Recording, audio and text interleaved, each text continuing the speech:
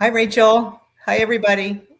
Welcome Hey, to What's for Dinner. And today we are wrapping up our book, Eat, Move, Sleep. And Rachel, you jumped in and read through what he calls them, his final thoughts or pulling it all together. Yeah. What did you walk away with? okay. So we didn't realize last time that we were at the end of the book. I know, but perfect timing because we're kind of at the end of the year. That's right. That's right. So putting it all together, I underlined a couple of statements. He Okay. says, you get to chip away at your health one day at a time. Mm, Small decisions and behaviors are quite consequential. In particularly, if you have known risks or health conditions today, the way that you eat, move, and sleep are the only things that you can control with each decision. right. That's pretty cool. Yeah. Yeah. And empowering, very empowering. Yes, Mhm. it's very empowering and it's one day at a time, but Mhm. remember that every choice is consequential. Mhm. So I think that that does a good job of starting to eliminate our all or nothing mindset. Mhm. Right? We feel like we fell off track, and so therefore everything is over, and I ruined Right. it. I will. Mhm. But every single little step you take to get back on track Mhm. does make a difference. Yeah, that's right. He says, once you start to improve your odds of living longer and stronger, take one more step. Mm. So start somewhere.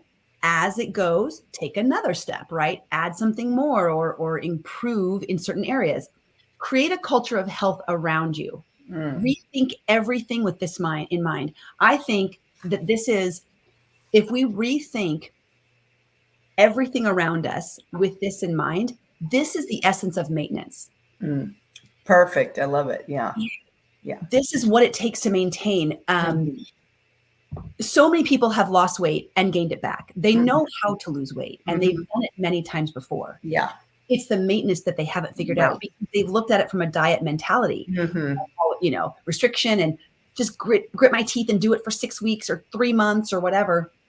And where does that get you on the other side? You haven't Mhm. redesigned your world, your Right. culture Yeah. around health. Yeah. I think that's the key. Yeah, that is the key to have those foundations, Mhm. because I think of foundation, I think of pillars, Yep. um, and I think of, and so that and sometimes what we think is the foundation isn't the foundation, Mhm. right? Like this, Yeah. what the number on the scale is the foundation. And if that's our foundation, Yeah. yeah, that's going to crumble, Mhm. right? So our foundation has to be that culture of health. Yeah. Yeah. Yeah. It's a full mindset and it does take time to develop, to create, to hone, to if you think about anything you've done in your life where you've had to start with not knowing anything or start, as a novice, and then you worked your way up to expertise, whether it was the 4 years of college or it was a position that you're in. Every day you learned a little bit more and you continue to develop your worldview. Mm-hmm. And that really is what it's like. That's what we see with the patients that you work with the Mm-hmm. clients that I work with in Mm-hmm. coaching. Without the foundation and a commitment to building it over time, Mm-hmm. it Mm-hmm. does crumble because it's not sustainable and Right. it wasn't built properly. It was kind Yeah. of thrown together real quick Right. from, Right. Yeah. Right. On the sand. on the Right. sand. Yeah. Yeah. So he has some helps in here, Mhm. and he breaks this down, Yeah. right, and Yeah. summarizes and gives a 30-day challenge. So Yeah. I love it. If you have a book or you're interested in getting it, this is one of the benefits to it that you have, where he breaks up every concept in the book into these little bite-sized pieces and you check them off. And I think that could be a fun thing to do. Like if you're kicking yourself off in the new year, maybe that's a nice challenge to start to mhm. refocus on these really simple but life-changing steps around eating, moving, Right. and sleeping. Yeah. Yeah, I Hmm. like that. Very Yeah. good. Very good. Yeah. So Rachel, Mhm. it's December and holiday time, and one thing that can really rock my world a little bit is Mhm. is all these social gatherings. I know. Yeah, Yes. that's Yes. fun. So let's talk a little bit about some of your strategies Mhm. to, have that beautiful balance of enjoying the season and staying healthy, because they can coexist, right? They can Yes. coexist. Yeah. Yeah. It's hard to believe that they can because Mhm. we've only maybe for some of you listening, you've only done it one way. Yeah. And that was certainly my experience. It Yeah. was Like all in. all in. All And in for the cookies. All in. totally. Yeah. Yeah. And I couldn't imagine wanting to do it any differently or being even able to do it differently. Right. Um, Well, it's Christmas time. It's holiday season. It's, yeah, that's New right. Year's. Yeah. And some of these things only come around once a year. And after all, this is the season where we do all of this. And I talked to a client this morning, and she was talking about how she's on year 2, and she calls it her level 2. And Mm. so all of the things that she learned and changed in year 1 Mhm. made a massive growth and change for her. Now she's at level 2. And so Mhm. she's seeing it as, okay, I'm leveling up. And we reflected on last year's season. And it was very different than how she's approaching it this year. And Oh. she recognized it was such a huge win Mm. that um so one of the concepts I talk about in the Thrive Holiday Challenge, which is going on right now for your patients and with clients, is that I use the Costco bite sample size mindset. I'm looking Mm. at everything on the table, and if I want to try several things, it's tiny little Costco size samples. Mhm. So little bites of little Yeah. flavors. Yeah. I like that. Yeah, and it kind of rather than piling the plate up, right? Mhm. It's only choosing the things I really like, Mm. not just eating everything because it's there. Mhm. Bringing the foods, she mentioned, it was really fascinating. She said she was looking at the list that her family put together for the menu this year, and everything felt heavy Mm. and loaded with fat, oil, and sugar, and salt. And it all like looked like, ugh, like, that feeling, like you're looking at those little weenies wrapped in a croissant roll. Oh, like they smell amazing, they look good, but you know what that feels like. And it's like gut bomb, right? It's like, phew. And so, so she's looking at the menu going, I got to bring things that I know I can lean heavily on, that I can eat a Yeah. lot of, and I can mostly fill my plate. I cannot tell you how many family functions I've been to where 3/4 of my plate is the food that I brought. Right. Yeah. And That's when a I'm, great strategy. If you can't be the host and Mhm. plan the meal and do Yeah, the meal planning, then bring the food that you can enjoy. right. Right. Yeah, Not that, not not judging. You're just saying that, I can have those Costco bite-sized pieces of that, yeah. but to fill me up and feel full and satisfied, this is Mhm. what I'm, um, contributing Yeah, to the party. yeah. Yeah.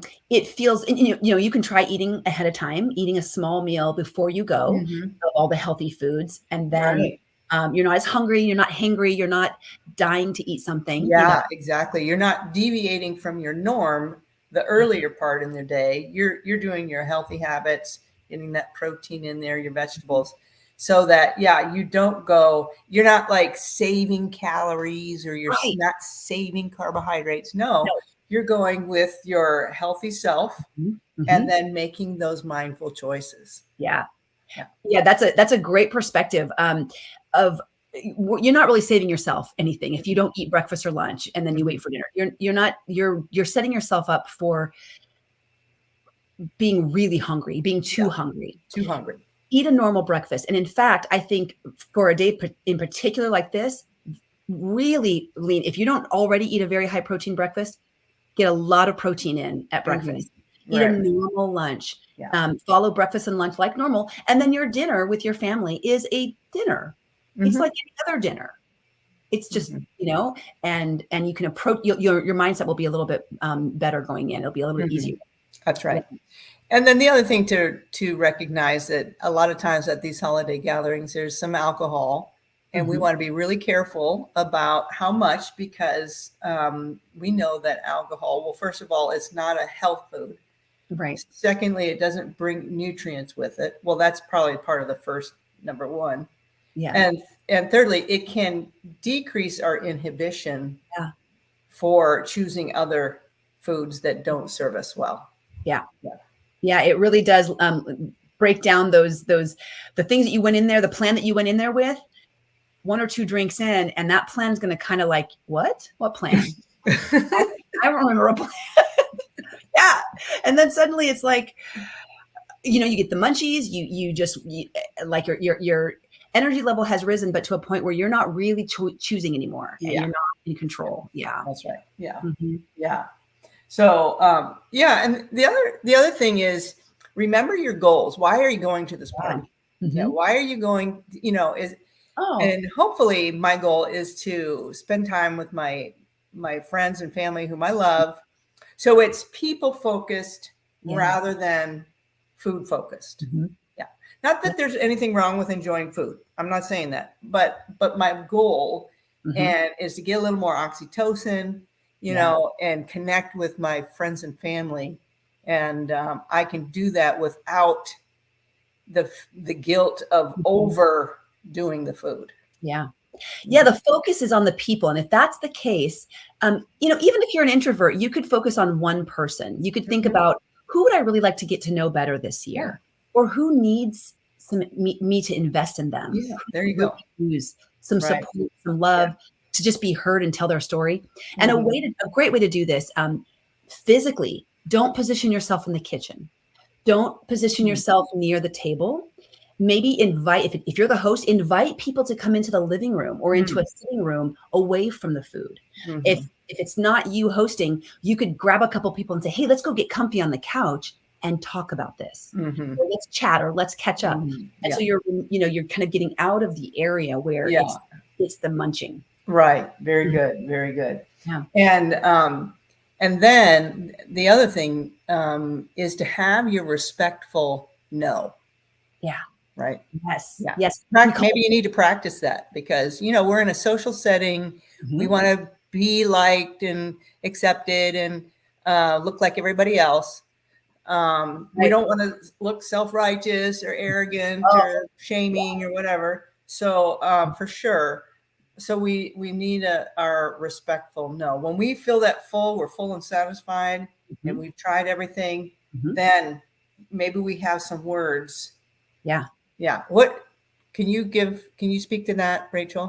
I can. This is another big topic, one of the full weeks that we talk about food pushers and eating in our Thrive Challenge. And we call it the gentle no thank you. It's a gentle but firm no thank you. Because we do want to be kind, and we do want to be respectful. We're talking about our elders or our people who we don't want to hurt. And like you said, we don't want to come in self-righteous. But practicing, the number one key here is you have to practice your script ahead of time. Write some things out that you'd like to be able to say, and practice saying it so it's ready to go. And it's so it can just be at first, no, thank you, I'm good, thank you. And if they don't accept that, you could follow with, I'm good for now, thanks, maybe later. You could put them off. I'm good for now, maybe later. And you could say, oh, I'm very satisfied. I feel perfect right now. I don't want to mess this up. I feel I'm like at the sweet spot where I just feel so good, Or if what they're offering, you could say, ooh, my stomach hasn't been agreeing with this lately. I'm trying to cut back, or I'm you could, for people who ask more questions or kind of push, you might have to get a little bit more, you might have to share a little bit more, but you could say something like, I haven't been feeling good when I eat salty things or things with this kind of product. And so for now, I've got to say no, no, thank you. And can I help you with those dishes? No. Change the subject. Yes, distract, change the subject. Don't let them follow it up with, oh, come on. Hey, I need you to do this, but it's your favorite recipe. Don't give them a chance, especially for the one, you guys are all thinking about who that person is. Ollie the food pusher. Yeah. Follow it right up. Oh, no, thanks. I'm great. I'm doing great right now. Maybe later. Hey, I was going to go talk to Uncle Bill. I'll be right back. Yeah. And then go. Just start walking. Yeah. Yeah. Those are great. Those are great. Yeah. Thanks for that. It's kind of funny. Well, may I share a new experience that I've Yeah. never had? Well, so the other thing is you just remember our mindfulness practices of eating slowly.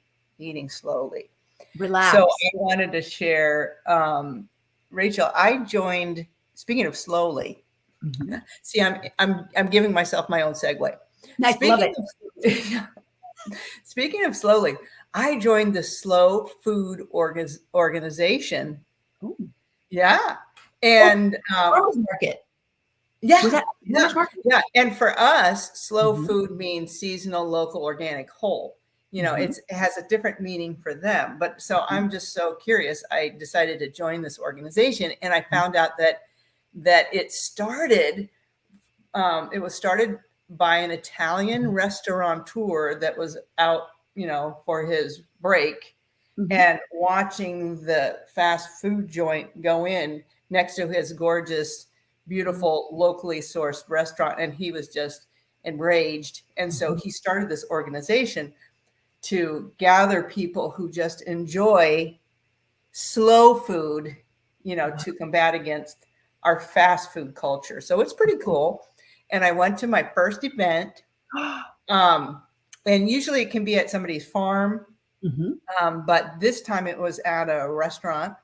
And so we got to know in this particular restaurant, sources locally from local farmers. And then we were introduced to the chef and learned about why she chose what she chose on her menu and, you know, and her background and her journey. And I was sitting with 30 people I never had met before. And Rachel, when I saw that it was going from 5 to 9, I'm like, oh, this must be buffet style or open or, you know, come and go. Oh no, you sat Yes. for 4 hours, you know, and there were different courses and stuff like that. But from 5 to 9, and I ate. I've never eaten so slowly. Yeah. But it was so much fun. And I thought, and you know, for me, it's torture to spend more than 20 minutes at the table. I really struggle with this. But it went by like in a flash because I was connecting with people and meeting people I'd never known. I loved the stories. I loved the stories of the food, learning about this. So anyway, it was super cool. So That sounds so great. I want to sign up. I remember seeing you sign up, and I don't think I gave them my name, so I would love to be on there. Okay, I'll pass on the information. Yeah. But How, what a wonderful experience too. Like I'm almost thinking of this as this could be a gift giving idea. If you guys are looking for a Christmas gift idea, give someone the gift of this slow experience. Sign up, find the next one, and attend it. Yeah. And I mean, it reminds me of the dinners we went to in Italy. Yeah. Right. And it was so good. When you sit down, it's an experience. Yeah. Be ready for the experience. Yeah. Yeah. Okay. So I'm going to have to cut us short now that I've talked about all that. I don't think I've left myself time for our what's for dinner. But soup's on my menu. What are you doing, Rachel? I'm doing a 5-day Prolon fast. Oh, so I've got good for you. Okay, awesome. Yep. You go, girl. It's great to kind of cleanse and detox from Thanksgiving and Halloween and setting my mind right for Christmas. That's how I'm using it this year. So that's great. Yeah. All right. And we should let people know that next week we won't be connecting, but the week after we'll be back. Yes. So, and I think now we're going to Facebook and YouTube at the same time. I think I've got it figured out. Ooh. So yeah, hey, I think so. All right. We'll see. All right. Well, thank you so much. And happy holidays, healthy holidays. Healthy holidays. Yeah. Awesome. Bye, guys. Bye-bye.